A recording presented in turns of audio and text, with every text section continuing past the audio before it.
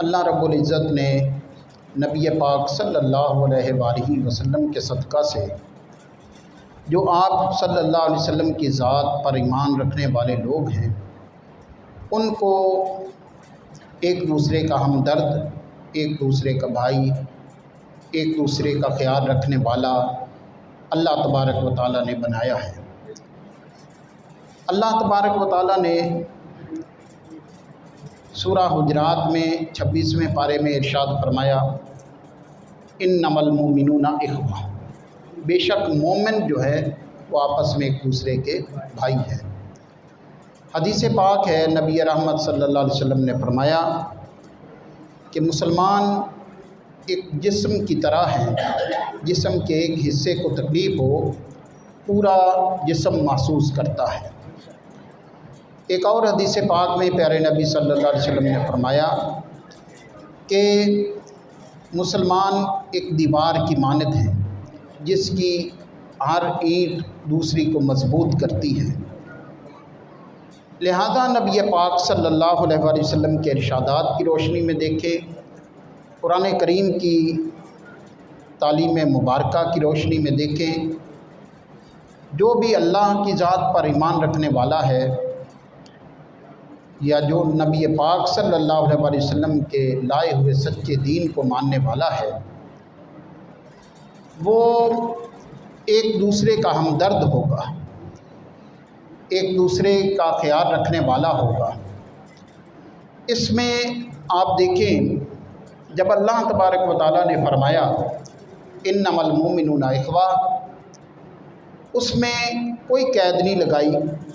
کہ وہ ایک بھائی مشرق میں رہتا ہے، دوسرا بھائی مغرب میں رہتا ہے، یا کوئی شمال میں رہتا ہے یا جنوب میں رہتا ہے۔ اس قید سے قطع نظر، یعنی یہ کوئی شرط نہیں لگائی اللہ نے کہ کوئی مسلمان کہاں رہتا ہے، بس صرف ایمان ہونا چاہیے۔ جو مومن ہے وہ دوسرے مومن کا بھائی ہے اور اس کو وہ حقوق حاصل ہیں جو اللہ اس کے رسول نے بیان فرمائے ہیں۔ بات یاد رکھیں کہ اللہ تبارک و تعالیٰ نے ایک کمزور جو مسلمان ہیں ان کی مدد کے لیے جو صاحب حیثیت مسلمان ہیں ان کو حکم دے رکھا ہے۔ عام حالات کے اندر آپ دیکھیں کہ آپ زکوٰۃ دیتے ہیں تو جو خوشحال مسلمان ہیں ان پر ہوتا ہے کہ وہ اپنے کمزور بھائیوں کو اپنے مال میں سے حصہ ادا کرے۔ آپ فطرانہ دیتے ہیں، وہ بھی یہی صورتحال ہے کہ جو خوشحال ایمان والے ہیں وہ اپنے کمزور بھائی جو ایمان والے ان کی مالی مدد کرے۔ اور بھی صورت ہو سکتی ہے اس کے علاوہ بھی۔ تو بہرحال اللہ تبارک و تعالیٰ نے نبی پاک صلی اللہ علیہ وآلہ وسلم کی ذات پر ایمان لانے والے جو لوگ ہیں ان کو دوسرے ایمان والوں کی، یعنی آپس میں ایک دوسرے کی مدد کا حکم دے رکھا ہے۔ اس کی مالی مدد کی بہت ساری صورتیں ہیں اور اسی طرح ان کی مدد کرنے کی جو ایک جسمانی صورتیں ہیں وہ بھی اللہ اس کے رسول کی تعلیم کے مطابق ہے۔ یعنی جیسے میں نے مالی صورتوں کا آپ کے سامنے کچھ عرض کر دیا، زکوٰۃ کی صورت ہے، اور اسی طرح آپ دیکھیں کہ مالی صورت کے اندر فطرانہ ہے، دیگر کسی بھی اور طرح سے اپنے مال میں سے لازم نہیں بھی ہے تب بھی کچھ نہ کچھ کسی کمزور بھائی کی مدد کر دینا، یہ ساری صورتیں ہیں۔ تو ایک صورت جو دوسری ہے وہ جسمانی صورت بنتی ہے۔ وہ تب ہے کہ اگر کوئی مسلمان، کوئی ایمان والا مشکل حالت کے اندر ہے،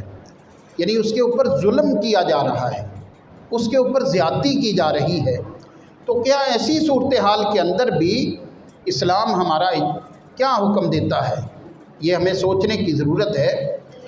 کہ وہ تو بالکل ہر آدمی کو سمجھ آ جاتی ہے کہ بھائی ہم نے کمزور لوگوں کو زکوٰۃ دینی ہے، فطرانہ دینا ہے، دیگر طرح سے مدد کرنی ہے۔ اب یہ جو صورت ہے کہ بھائی اگر کوئی مسلمان پریشانی کے اندر ہے، اس کے اوپر زیادتی ہو رہی ہے، اس کے اوپر ظلم ہو رہا ہے، تو ایسی صورتحال کے اندر وہ مسلمان جن مسلمانوں کو اللہ نے یہ اس پریشانی اور ظلم سے نجات کی زندگی دے رکھی ہے، ان کو کیا کرنا چاہیے، وہ کیا کریں؟ اللہ تبارک و تعالیٰ نے اس کے بارے میں بھی واضح ارشاد فرما رکھا ہے۔ سورہ نساء 5واں پارہ، خالق کائنات نے ارشاد فرمایا، فَلْيُقَاتِلْ فِي سَبِيلِ اللَّهِ الَّذِينَ يَشْرُونَ الْحَيَاةَ الدُّنْيَا بِالْآخِرَةِ، چاہیے کہ جہاد کریں وہ لوگ اللہ کی راہ میں۔ کون سے لوگ؟ یشرون الحیات الدنیا بالآخرہ، جنہوں نے بیچ ڈالا ہے دنیاوی زندگی کو آخرت کے بدلے میں۔ یعنی جن لوگوں نے دنیاوی زندگی کی پرواہ نہیں کی، انہوں نے دنیا کی زندگی کو اسی لیے رکھا کہ اس کو ہم نے اللہ اس کے رسول کی تابعداری میں گزارنا ہے،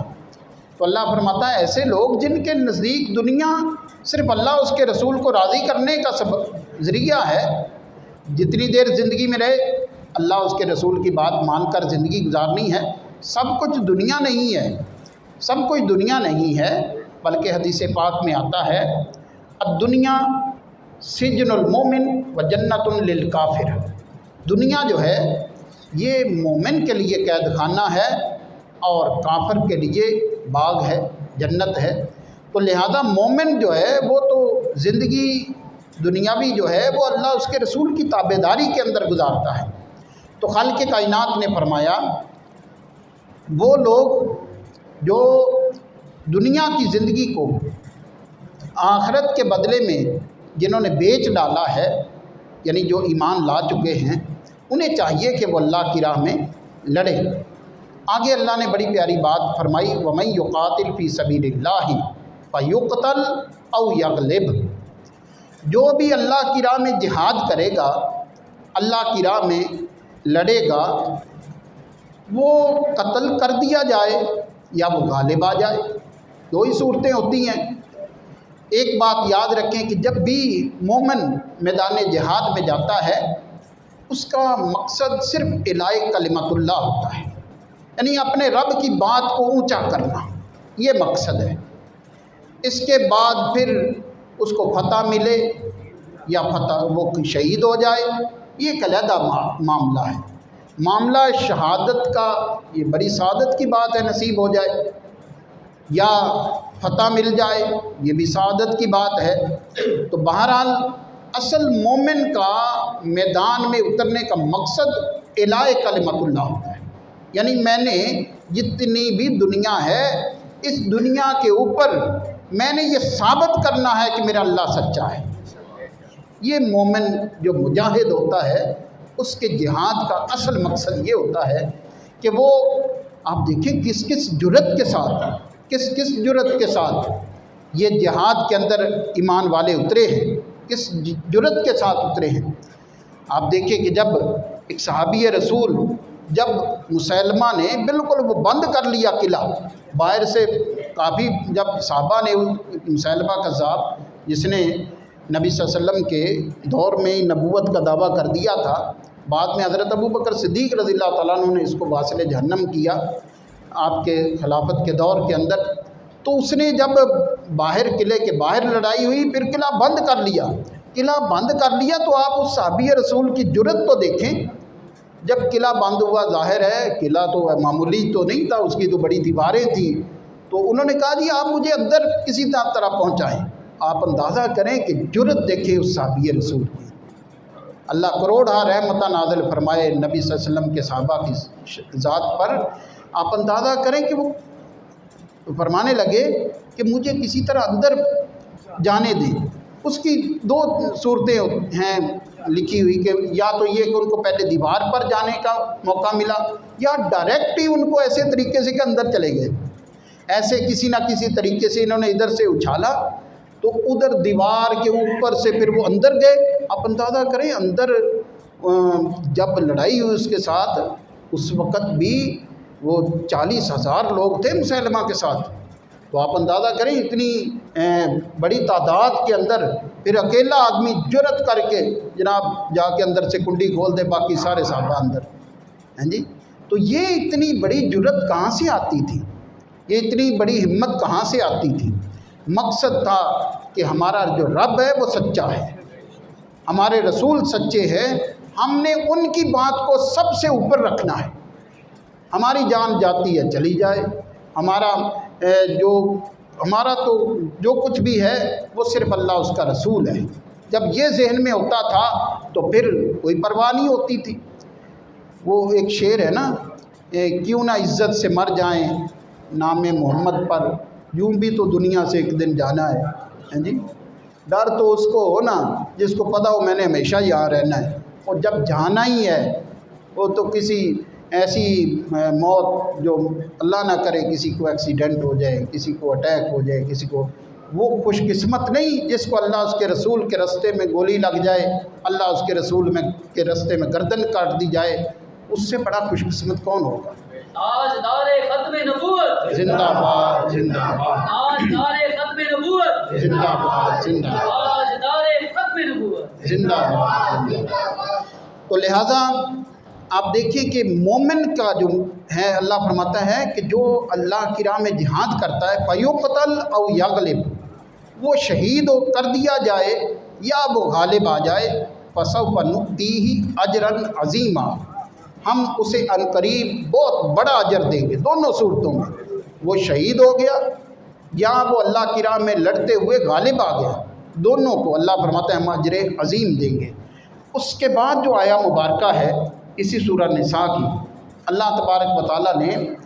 جیسے میں نے عرض کیا کہ جسمانی مدد کے بارے میں اللہ نے فرمایا وَمَا لَكُمْ لَا تُقَاتِلُونَ فِي سَبِيلِ اللَّهِ، تمہیں کیا ہو گیا کہ تم اللہ کی راہ میں لڑتے نہیں ہو؟ وَالْمُسْتَضْعَفِينَ مِنَ الرِّجَالِ وَالنِّسَاءِ وَالْوِلْدَانِ الَّذِينَ يَقُولُونَ رَبَّنَا أَخْرِجْنَا مِنْ هَٰذِهِ الْقَرْيَةِ الظَّالِمِ أَهْلُهَا، حالانکہ یہ واو حالیہ ہے، وَالْمُسْتَضْعَفِينَ، حالت یہ ہے کہ کمزور، من الرجال مردوں میں سے، والنساء عورتوں میں سے، والولدان بچوں میں سے، یعنی کمزور مرد، کمزور عورتیں، کمزور بچے، وہ کہہ رہے ہیں الذین یقولون، وہ کہہ رہے ہیں ربنا اخرجنا من هذه القرية الظالم اهلها، اے اللہ ہمیں اس بستی سے نکال جس بستی کے لوگ ظالم ہیں، یعنی ہمیں ظالموں کے ظلم سے نجات دے۔ اور وہ مومن کہہ رہے ہیں کہ وَجْعَلْ لَنَا مِن لَّدُنْكَ وَلِيًّا، اللہ تو اپنی طرف سے ہمارا کوئی مددگار بنا، وَجْعَلْ لَنَا مِن لَّدُنْكَ نَصِيرًا، اور وہ کہہ رہے ہیں اللہ ہمارا اپنی طرف سے کوئی مددگار بنا، ہمارا کوئی دوست بنا دے، ہمارا کوئی مددگار بنا دے۔ اب اس آیا مبارکہ پہ غور کریں، اللہ رب العزت نے فرمایا تمہیں کیا ہو گیا کہ تم لڑتے نہیں ہو، حالانکہ تمہارے کچھ بھائی مردوں، عورتوں، بچوں میں سے کمزور ہیں، مطلب اس وقت وہ ظالموں کے ایسے ان کے اوپر تسلط ہے ظالموں کا کہ وہ بے بس ہو چکے ہیں۔ تمہیں کیا ہو گیا کہ تم ان اپنے بے بس بھائی مردوں کی، اپنی بہنوں کی، اپنے بچوں کی، تم ان کے لیے کیوں نہیں لڑتے؟ تمہیں کیا ہو گیا کہ تم ان کے لیے نہیں لڑتے؟ اور وہ دعائیں کر رہے ہیں، کیا دعائیں کر رہے ہیں؟ یا اللہ کو اپنی طرف سے ہمارے لیے کوئی مددگار بنا دے، اے اللہ اپنی طرف سے ہمارے لیے کوئی دوست بنا دے۔ یہ بات یاد رکھیں کہ اللہ تبارک و تعالیٰ نے واضح طور پر یہ بات ارشاد فرما دی ہے قرآن کریم کے اندر کہ یہود و نصارہ جو ہیں یہ تمہارے دوست نہیں ہیں، یہود و نصارہ تمہارے دوست نہیں ہیں، یہ واضح طور پر اللہ کا ارشاد ہے۔ دوسرے مقام پر اللہ نے یہ بھی فرمایا وَلَن تَرْضَىٰ عَنْكَ الْيَهُودُ وَلَا النَّصَارَىٰ حَتَّىٰ تَتَّبِعَ مِلَّتَهُمْ، یہ یہود و نصارہ مسلمانوں تم سے خوش نہیں ہوں گے یہاں تک کہ تم ان کے دین کے اندر آ جاؤ۔ तुम जब तक कहोगे कि हम ईमान वाले हैं, हम मुसलमान हैं, हम अल्लाह उसके रसूल को मानते हैं, नबी सल्लल्लाहु अलैहि वसल्लम की ख़त्म नबूवत पर हमारा ईमान है, तो तब तक ये लोग तुम्हें अपना दोस्त नहीं बनाएंगे। ये उस वक़्त तक जब तक तुम उनकी तरह ना हो जाओ, लेकिन कोई मोमिन उनकी तरह तो नहीं होगा। तो इसलिए अल्लाह ने फरमाया कि आप ये तुमसे राज़ी ना यहूदी होंगे ना ईसाई होंगे। तो लिहाजा जब अल्लाह तबारक व तआला ने फरमा दिया कि ये तुम्हारे दोस्त नहीं हैं, तो फिर ये हमारे कमज़ोर भाई, हमारी कमज़ोर बहनें, हमारे कमज़ोर बच्चे, वो किसको कह रहे कि अल्लाह हमारे दोस्तों को भेज। यहूदो नसारा तो दोस्त नहीं हैं, फिर वो दोस्त कौन से हैं? दोस्त वो ही हैं जो उनके साथ जिनका ईमानी रिश्ता है, जिनका जो मोमिनीन हैं वो उनके दोस्त हैं। तो लिहाजा अहले ईमान दुनिया के किसी भी खित्ते में हो, जिस पर जुल्म हो रहा हो, वो दुनिया के किसी भी खित्ते के अंदर हो, तो ज़्यादती जिस मुसलमान पर हो रही है, तो जो खुशहाल मुसलमान हैं, जो उनकी मदद कर सकते हैं, उनको अपने उन भाइयों की मदद करनी चाहिए। ये अल्लाह का हुक्म है, ये नबी करीम सल्लल्लाहु अलैहि वसल्लम की ज़ात के ज़रिए से अल्लाह ने हमें हुक्म दे रखा है। और फिर आगे अल्लाह ने फरमाया कि जो ईमान वाले हैं वो लड़ते हैं फ़ी सबीलिल्लाह, अल्लाह की राह में। मोमिन का लड़ना अल्लाह की राह में होता है,